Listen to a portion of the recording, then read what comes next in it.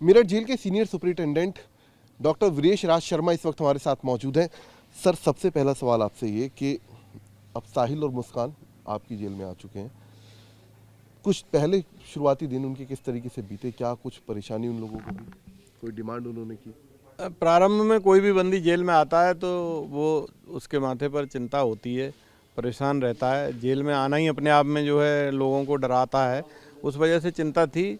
और उनको जो नशे की आदत थी उसके लिए नशा मुक्ति केंद्र में उनका उपचार कराया गया। डॉक्टर्स बाहर से और जेल के दोनों काउंसलिंग कर रहे हैं, विड्रॉल सिम्टम की दवाइयाँ दी गई। अब पूर्ण रूप से वो सामान्य हो रहे हैं। काफ़ी हद तक जेल की जो जेल मैनुअल के अनुसार दिनचर्या है उसके अनुसार अपना जीवन यापन कर रहे हैं। सर, जो उन्होंने किया, क्या उनका बिहेवियर देख के लगा कोई पछतावा उन लोगों को अपने ऊपर है?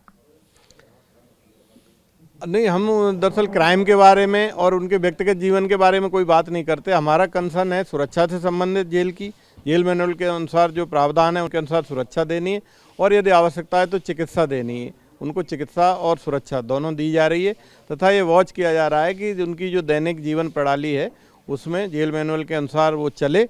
और केवल एक ही डिमांड उन्होंने की थी, पहले मुस्कान ने की थी सरकारी वकील की और कल साहिल ने भी सरकारी वकील मांगा है।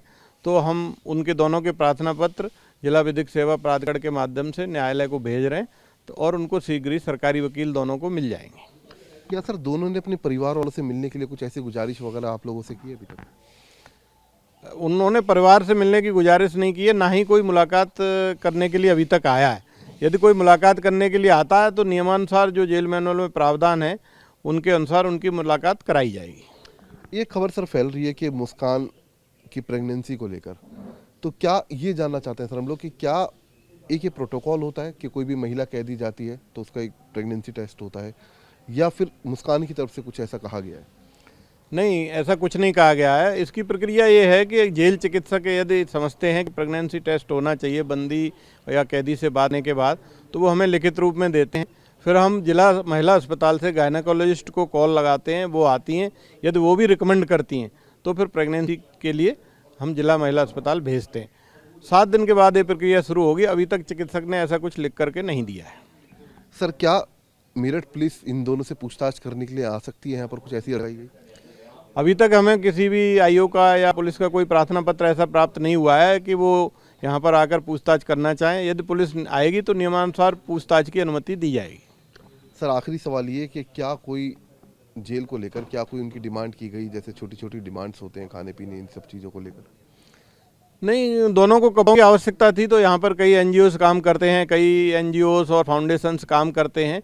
उनके माध्यम से उनको कपड़े उपलब्ध करा दिए गए हैं और बाकी जेल में सब खाने पीने रहने दवाई की व्यवस्था होती है तथा जो कपड़े आदि होते हैं वो एनजीओस के माध्यम से यदि किसी बंदी को आवश्यकता है तो दिए जाते हैं।